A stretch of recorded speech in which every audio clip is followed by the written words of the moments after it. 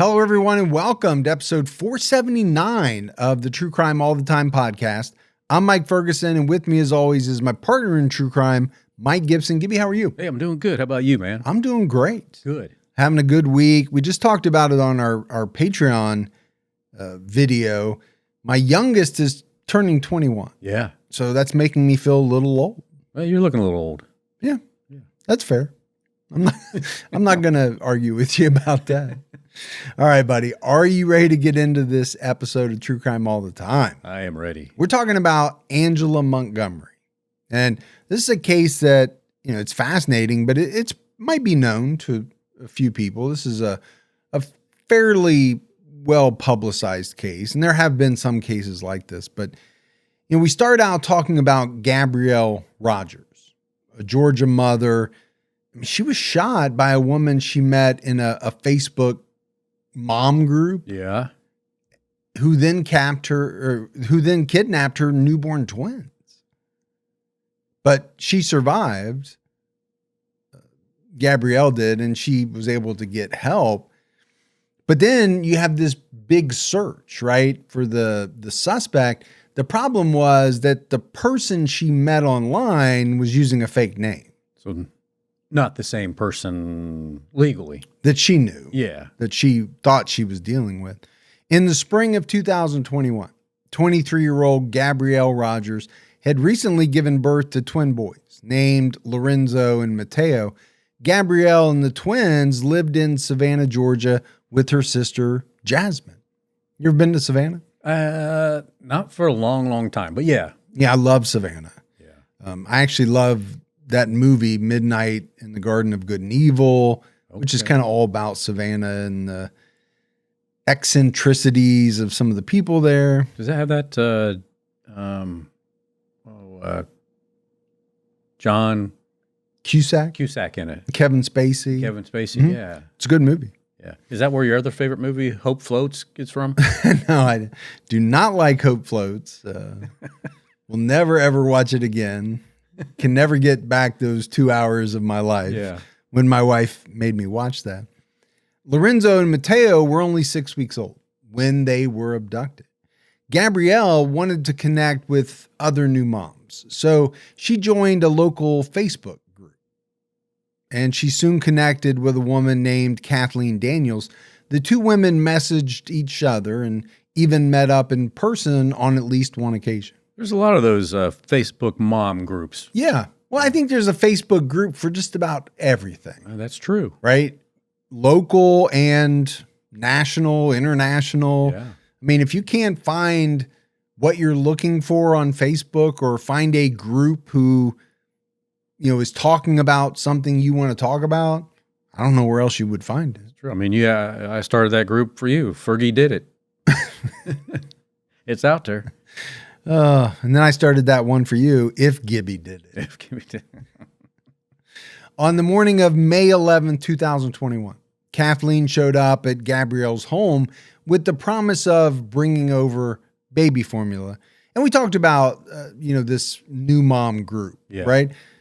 Being a new mom, man, there's so much that goes into it. There is. So to have some other people maybe to ask questions or to rely on, that could be a really big thing, especially if you don't have a ton of family around, That's things right. like if you that. don't have like somebody that's been there before to ask. Yeah. Now you at least you have this group of all these moms that can, help you out. help out and give you some advice. Yeah, a little support system. Yeah.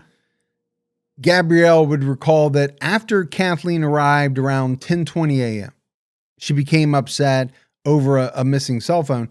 She shot Gabrielle 3 times, once in the head, chest, and leg. She then kidnapped Gabrielle's twins and fled the area. Wow. That's a nightmare right there. Well, it is. It's a very scary story, right? Number one, it is kind of the danger of, meeting people online.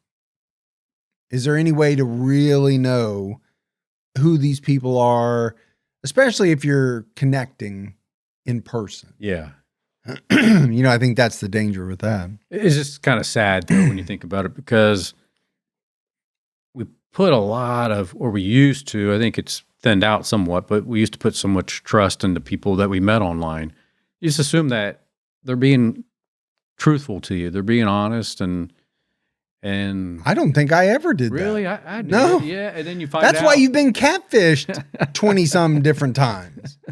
That's probably true. I never put that much faith into anybody that I met online. Yeah. Well, that's a good thing you haven't. Oh, that's how you ended up sending all that money to the prince. And I mean, you've just been fleeced out of all kinds of money over different things. But, you know, just like you said, a very scary situation. It is. A new mom with her twins thinks she's meeting a new friend. Right. We'll call her to get some baby formula. Next thing you know, she's shot 3 times, and this woman is taking off with her young twins. Took my babies. So Gabrielle was in severe pain. She was bleeding heavily, which is going to happen when you're shot 3 times. And, you know, let's face it, head and chest. Okay, that's pretty brutal. Now, getting shot in the leg is no walk in the park. No, not at all. You could die from just being shot in the leg if it hit, you know, an artery or something like that. So she's going through all this, but she was able to get out of the house and drag herself to a neighbor's home across the street. Gabrielle collapsed on the front porch and asked the neighbor to call 911. So I don't know if maybe that is part of mom strength. You hear these stories about moms who, in the heat of the moment, are able to lift a car off of a child. Sure. This woman is very badly injured. I can imagine the main thing, though, going through her mind is, I got to get help for my children. Yeah, you wonder if she didn't have kids, would she have that same strength to get to the neighbor's house? Yeah, I don't know. Yeah. I don't know. Doorbell camera footage captured her saying, "She took my kids and shot me. I think I'm dying." Medics arrived pretty quickly. As Gabrielle was lying on the ground, receiving treatment from first responders, she said, "Her name is Kathleen Daniels. She took my kids." So, first of all, you know, you have this fact that she's still alive. Right. Which is, I mean, a miracle for her. And then also, how helpful is it for her to be able to still relay information to, you know, the authorities? I'm sure the police are like, this is great. We have a name. We know what she's done. We'll take it from here. Yeah, we'll track her down and we'll get these kids back. Jasmine told the police she was aware of Kathleen Daniels. She knew Gabrielle met her on a Facebook mom group, and she believed that, like Gabrielle, Kathleen was a new mom of twins. And I think, you know, this kind of goes to the catfishing part, right? If you are going to be on a Facebook group called New Moms, well, then you have to portray yourself as a new mom. Exactly. I mean, that's the whole purpose behind the book. I mean, the Facebook group. Book? Is there a book being written now at this point? Gabrielle continued answering questions as she was being transported to the hospital. She believed that Kathleen was a nurse at Memorial Hospital, and she even said that she thought she possibly worked on the 5th floor or in the emergency room. That's some good memory. It is, but if the name's not real, as we know it's going to turn out not to be, is any of the other details that this woman has given her real? Jasmine remained back at the crime scene, assisting officers and trying to get camera footage of the suspect. Jasmine explained that she had gone out to get breakfast, and when she returned, she was looking for Gabrielle and saw blood on the floor. The front door was open. At 10:22 a.m., the neighbor yelled for her to come over, and she discovered what happened to her sister. So you and I talk a lot about, okay, a person finding a family member deceased and how brutal that would be. And this is a little different situation because, she's coming home. She sees blood. Yeah. I'm assuming a large amount of blood. You got to start freaking out at that point. But her sister is still alive. She's just gravely injured. Still can't be an easy situation. No, it can't be. Just thinking of it in my head right now, how scary of a situation that would be. Like if you were in that position. Yeah. Yeah, I do that too. I try to put myself in the position of some of these individuals. What are they going through? What would it have been like? It's always scary. And then where's my nieces, nephews? Yeah. Where are they? Right. Because that's got to be the immediate, kind of second thought. Yeah. Right. My sister's fighting for her life, but where's her kids? Yes. Her very young kids. Officers canvassed the neighborhood, but no one had any video footage. Some people had heard gunshots, but no one saw the shooting or witnessed a suspicious vehicle in the area. And, I was kind of surprised by this because we're talking about 2021. Right. And we don't have any surveillance footage, not even a doorbell camera. That's shocking. It is shocking. Because of how many people have those nowadays. I mean, when I drive around the town I live in, it looks like almost everybody has one of those doorbells. Well, and my assumption is that the purchase of those doorbells went up significantly once people figured out that you were moving into the neighborhood. Probably. It seems only logical. There's a possibility. Security systems, Ring doorbells, full-blown 12-camera security outfits. I know they got an extra police vehicle and a patrol person in there too, so they passed a levy to for that. to hire an extra policeman. So, yeah, I was kind of shocked by that. So police checked Gabrielle's home security panel, which contained all the camera recordings. An Uber Eats driver made a delivery at 9:57 a.m. Gabrielle opened the door to get the food and appeared unharmed. She didn't seem as though she was in distress at that time. So all good at that time. Yeah. Kathleen Daniels didn't show up on the front door camera, which indicated that she had to have come in from the back door. Jasmine told the police that they did use the back door regularly. So, going back to footage, it didn't seem as though neighbors captured anything, but obviously Gabrielle and Jasmine had a system to capture video. And I don't know about the back door. Most people, I would think, don't use that as regularly as they do their front door. So see, I use my back door all the time. Do you? Yeah. Yeah. I'm over. Do you realize how that just came out? Yeah, I just thought about that as it was coming out. Yeah. Yep. Yeah. As it was coming out. Yep. All right. But I do have a camera that is on my back door. And that would make sense. Yeah. That would make sense because most people, I don't think, do. No. If they're going to do a Ring doorbell, it's going to be on the front door where packages get dropped off. Most people are going to ring the doorbell. But if you're someone that is going to use the back often, I would think you'd want something similar on that as well. Yeah, I like to know if anyone's approaching my back door. Yeah, I think that's just sound advice for everyone. Yeah, I think. A detective interviewed Gabrielle's sister and uncle, who had arrived at the scene. Her uncle speculated that Kathleen was after the twins.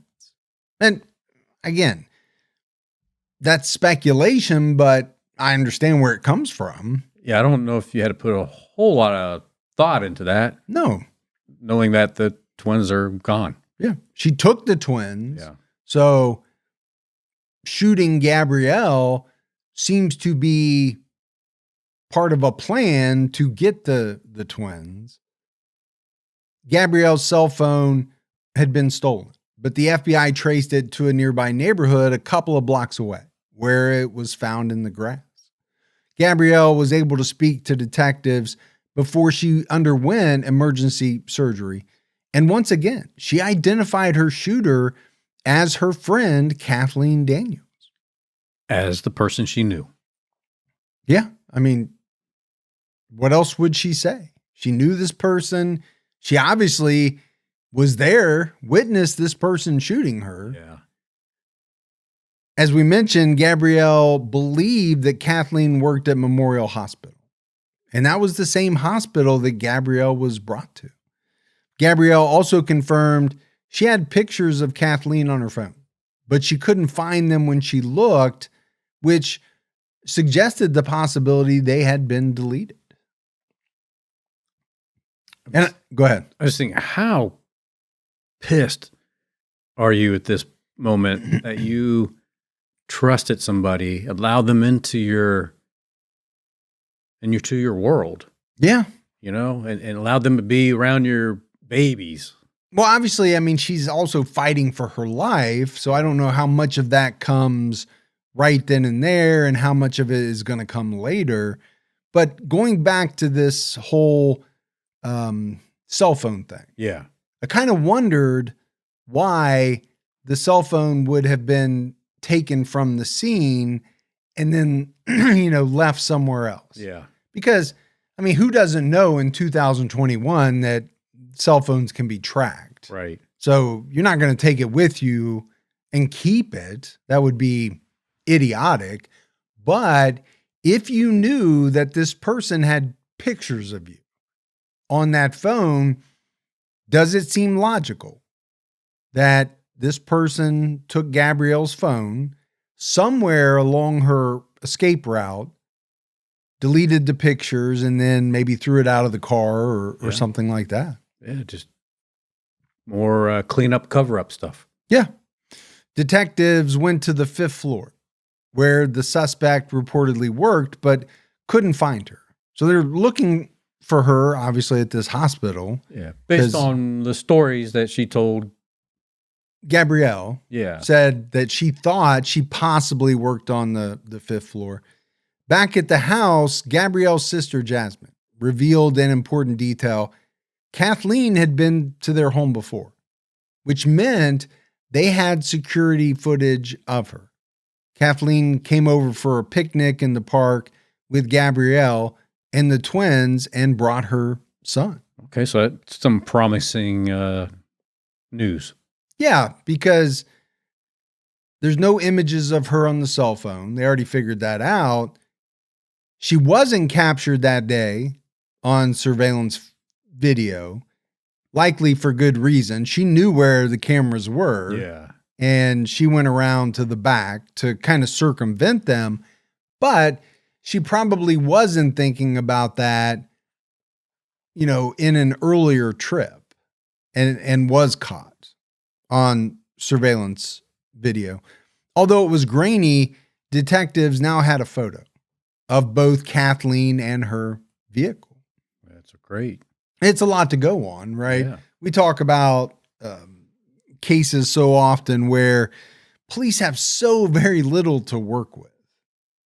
And it seemed as though that was going to be the case here. Right. We have what we know is a fake name. And at least in the beginning, no video surveillance of this person.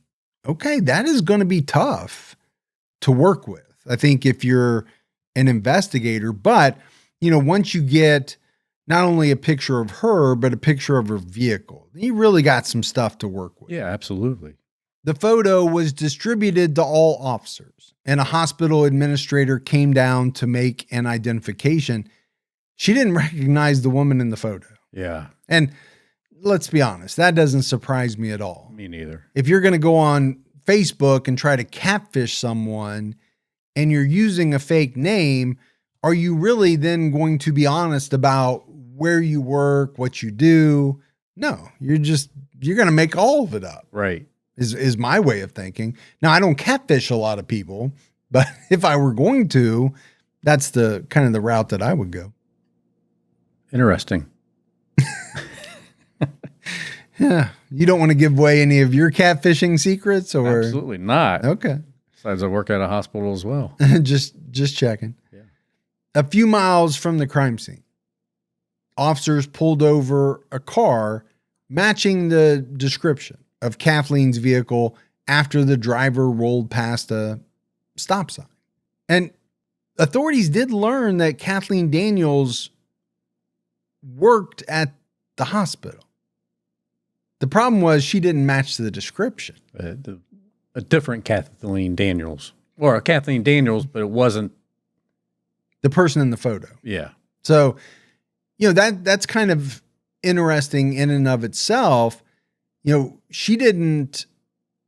woman didn't make it up entirely. Yeah. She actually went to the length of finding someone who did work at the hospital and assuming that person's name. I mean, it's not a bad thing it is a bad thing to do. I'm thinking as the criminal, what you're trying to do is, cover your bases a little bit, right? If someone would happen to check and call, I don't know, is this person need to tell me the truth? What? Oh, there is a cat. Oh, she does work there. She does work there. Yeah. So, I think from that standpoint, obviously this is a horrible thing to do, but when you're talking about, dumb criminals or smart criminals or aspects of what they do, okay, she went a little above and beyond in trying to make sure that her fake identity was a little more passable. I guess I would put it that way. So they pulled over this car, and inside was a man and a woman. They explained that they had just left the courthouse. After applying for a marriage license, they were cleared of any involvement and released. Okay. Number one, a lot of people are pulled over for rolling a stop sign. Yes, I know. And unfortunately, I do that a lot. Me too. And a lot of people do. If you're at a four-way, let's say there's a four-way right up the road from my house here, obviously I can see there's nobody at the other three locations. You're good. Number one, you're supposed to stop behind the line or behind the sign, complete stop, and then move forward. How many of us actually do that, right? Half of us make the turn and stop, peeking behind, just past the sign. But what I would say is if you've done something criminal, man, you should be on your P's and Q's, right? As far as driving. Don't give them any reason to pull you over. Yeah. Now, these people weren't involved, but not fun, I'm sure, to be questioned as a possible shooter and kidnapper. No, it's not fun. 3 hours into the search, a detective recognized the woman in the photo. From a prior arrest, she was identified as 23-year-old Angela Montgomery. And it's pretty interesting on its own. Yeah, to recall that. Mm-hmm. Yeah, I think so too. Because you figure detectives, police officers, they have so many interactions with people, right? Day in and day out. So to be able to recognize the person and figure out who it was, it's pretty remarkable, actually. And it wasn't like it was a crystal clear photo either. So no, it was grainy. Yeah.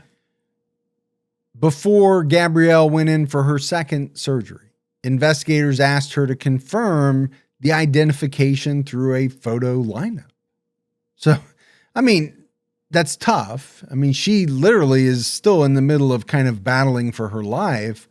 She's in between surgeries, but no doubt they want to, not waste any time, because let's not forget in this whole thing, there's two very young children. Yeah. Who are missing. That need their mom. Yeah, absolutely. Gabrielle tapped on the second photo in the lineup, which was Angela, and she identified the woman as Kathleen. 4 hours into the search, the Savannah SWAT team went to Angela Montgomery's address in Rincon, Georgia, about 20 miles away.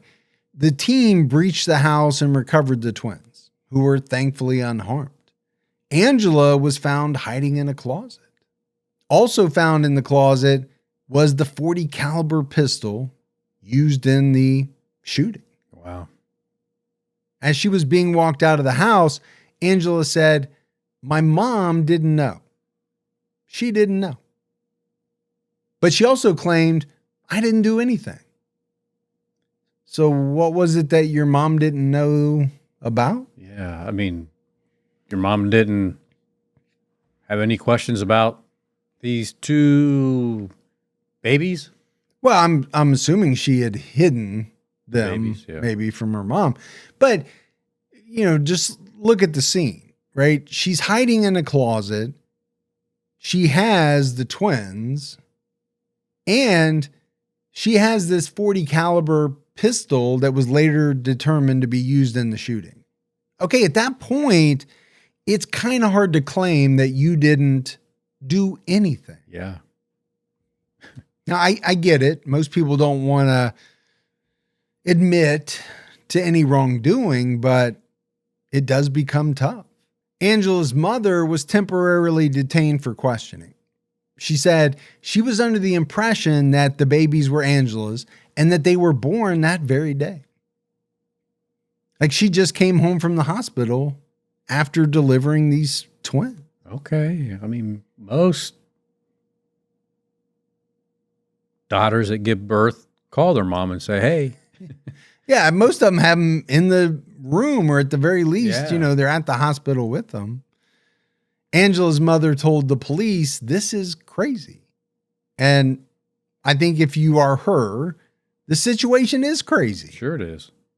Police, not just police, a SWAT team is breaking into your home and they're arresting your daughter.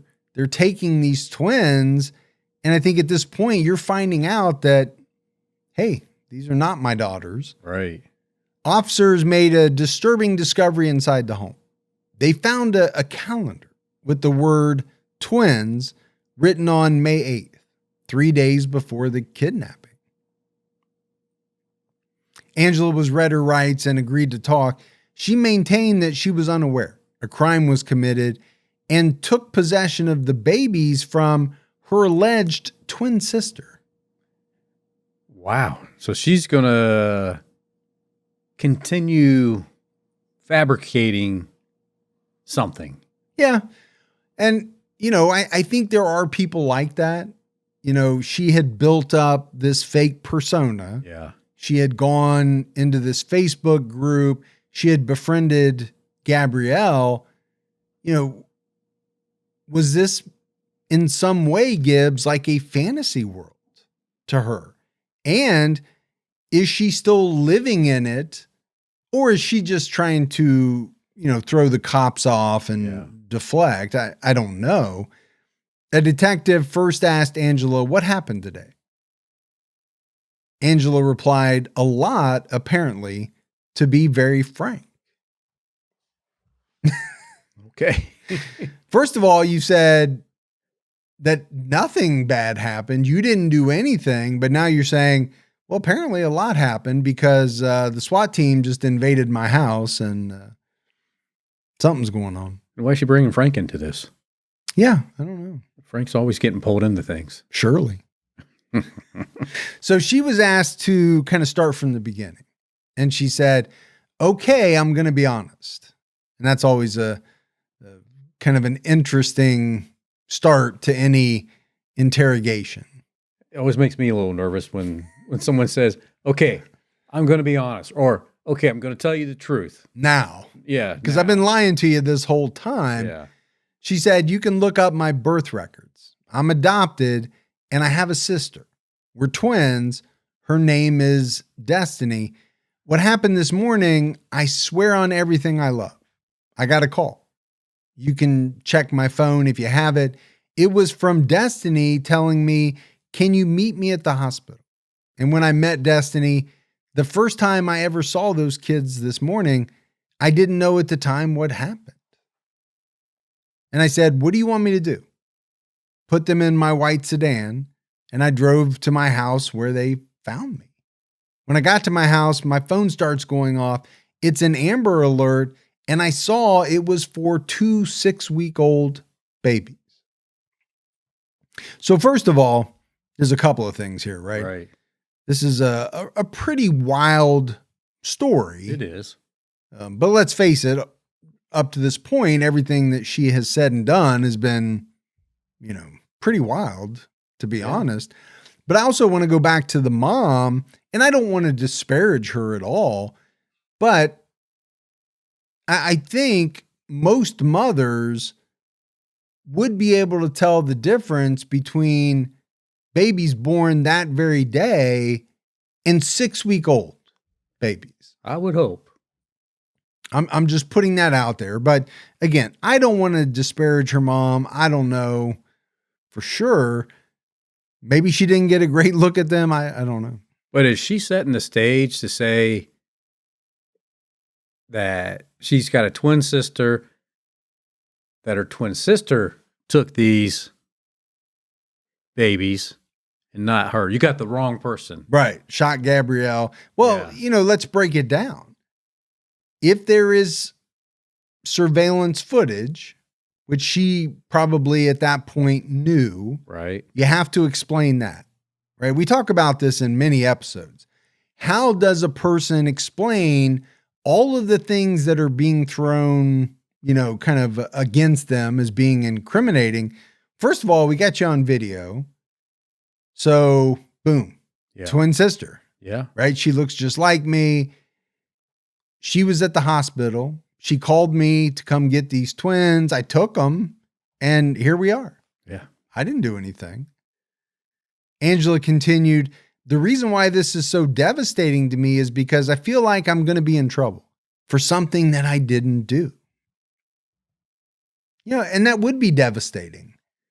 The problem is you are lying your ass off. Yeah. And you're just trying to cover here. Yeah. By saying, oh, this will be terrible if you guys think I did this. But that's what people do. Yeah. And to me, it's one of the more interesting parts of a case. Once someone is caught, how do they try to kind of wriggle out of all the things that, they're up against? Now, the twin sister, that's a pretty good on the fly comment. It is. She's got a good imagination. Yeah. Now it's also very daytime soap opera-y. Yeah. There's always a evil twin sister who comes back from the dead. Yeah. I never watched soaps, but my wife used to. Yeah. And some of the storylines on there, man, I was like, this woman's been dead 4 times, and somehow they keep bringing her back. You had a Young and Restless shirt that you used to wear to the office all the time. Never. Now, she also acknowledged that it was her fault. She said, I shouldn't have allowed it to get this far. But I also didn't think that my sister would be bold enough to take nobody's kids. Okay. Well. So she's sticking with the twin sister thing. She's doubling down. She was asked to give more information about her alleged twin Destiny. She said they were fraternal twins who were separated from each other. They didn't meet until they were 12 years old, which, let's be honest, does happen. We've all heard of cases where people were separated, sometimes twins. Yeah. And they later meet up or they find each other. Now, did it happen here? It would be the most coincidental type of meetup story / sure would be. Cover, right, in the history. According to, go ahead. I mean, to be fair, I have a twin, Mitch. I haven't seen Mitch for a long time, but if something terrible happens, it will be because Mitch did it. It's probably Mitch, right? Mitch did it. Who did it? Yeah. According to Angela, she said, ever since we've met, my life has been hell. Anytime I moved, I give her like a year and she'd show up, but she'd just pop up, want something or need something. Usually I just give her money and she's good. When she showed up this time in Georgia, I didn't want to close her off. Like I thought it was just going to be bad. And here we are at bad. Now, you know, people do have siblings, they have friends who, you know, tend to pop up when they need something. They don't want to see you out of the goodness of their heart, right? They want something from you. I mean, she is good at telling a story. Yeah. Yeah. And that's why I go back to, you know, was she living in kind of this fantasy world that she had created, or is she just coming up with stuff on the fly to get out from under this very, very serious charge? Yeah. Angela insisted that if the police could find Destiny, she would admit to taking the babies. And this is kind of a, you know, to me, an interesting part of the story, because at no point is she talking about Gabrielle being shot. No. It's just about taking the babies. She hasn't even brought that up or addressed it at all at this point. Investigators had serious doubts about Angela's story. These doubts were strengthened when they received a call from one of Angela's former coworkers during her interview. The coworker's statement confirmed Angela was a liar. You ever known a liar? Oh, yeah. Have you ever known someone who just lied about things that literally didn't mean anything? Like, why are you lying about that? Right. It like the smallest things. Yeah. I've known people like that, and I never understood it. Now, you know, if it was something that you did at work, you didn't want to get in trouble for, okay. I'm not saying it's right. It would make more sense, though. Right. But some of these people I've known, they would lie about what they had for lunch, and nobody cares what they had for lunch. Why are you lying? No value here to lie. Yeah, it just you know, doesn't make any sense. But this coworker is interesting, right? She calls in. She also said, I personally didn't trust her a whole lot. Questionable things that she talked about that she had done in the past and who she was, and just inconsistencies in stories. And that's, you know, let's face it, how a lot of people are caught in lies.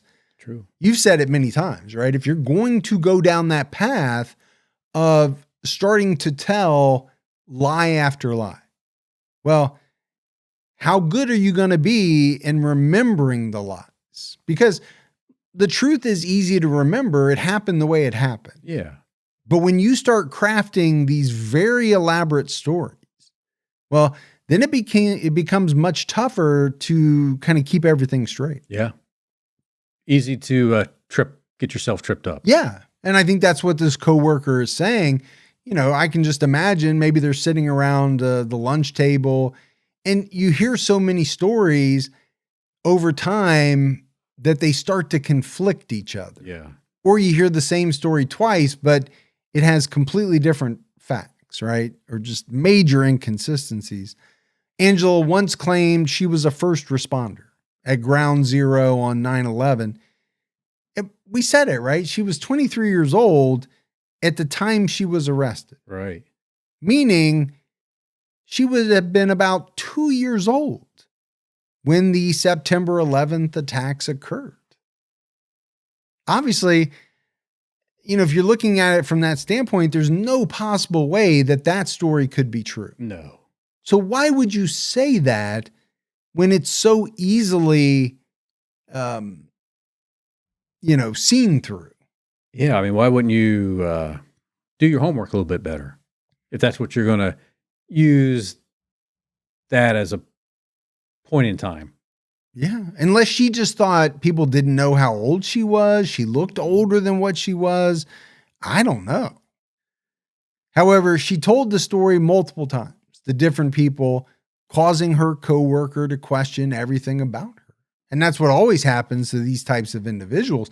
You know, once you are kind of outed as this fibber, then, you know, people don't want to really take anything that you say from that point forward on face value, because how can you? Yeah, I mean, your credibility's shot. Yeah, absolutely. A background check also refuted Angela's claims. There was no evidence of her having a twin sister. Meanwhile, Gabrielle Rogers was out of surgery and in a more stable condition. An officer talked to her and remarked that her ability to run outside for help and describe what happened to her despite being in shock and pain was remarkable. It sounds remarkable. And we talked about it, you know, earlier on. It does seem like, again, I don't know if that's mom strength, because we do hear about that sometimes. Gabrielle replied, "I'm just glad my boys are safe. I just wanted to make sure they were okay." She did good. She did. She was able to give a more detailed statement. Gabrielle didn't see Angela take the boys out of the nursery or leave the house. She described exactly how the attack occurred, though, saying, "She came behind me with a charger cord, a phone charger cord. She wrapped it around my throat and was trying to like choke me with it. She kept saying, 'I'm taking the boys. I'm taking the boys.'" And I was like, "What? No, you're not. You aren't taking my kids." And I guess that's when she pulled the gun out. And I heard a pop. And then I remember falling onto the neighbor's doorstep, and I was just trying to get help. So again, we said it, but how scary a situation this had to have been for Gabrielle. It sounds like she was trying to choke her. Sounds like it to me. But then maybe realized, hey, that's not going to work, because we've talked about this in other episodes. I do think people, as it appears in movies, it's not quite as easy to choke a person. No, it's not. as the movies make it appear. First of all, someone's not just going to sit there and let you choke them. And so to me, it might have been that she was going to go that route, but realized that wasn't going to work. And that's when she pulled out the gun and shot Gabrielle. Angela was denied bond and a mental evaluation was recommended. An officer testified at the hearing that Angela was found in her home with the gun used to shoot Gabrielle.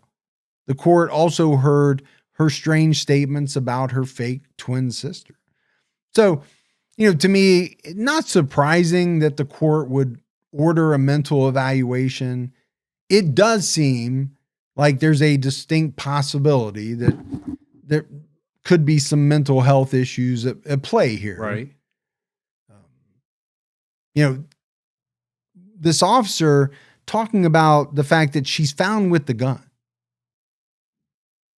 I mean, do you, after you shoot someone, take the gun home with you?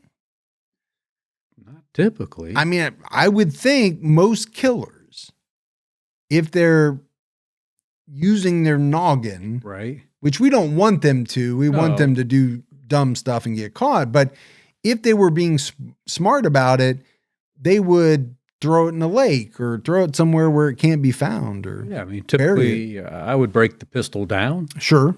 And throw the pieces away in different parts of the... Like in Godfather 2, and you jump across the buildings and just dump them in chimneys. Yeah, exactly. That you find. Exactly. I feel like you've done it. You're very, very detailed in your story about how to get rid of this gun. You just got to make sure, you know, you don't leave a puzzle that can be solved. Mm-hmm. And the way you don't leave a puzzle that can be solved is you have to get rid of pieces of the puzzle.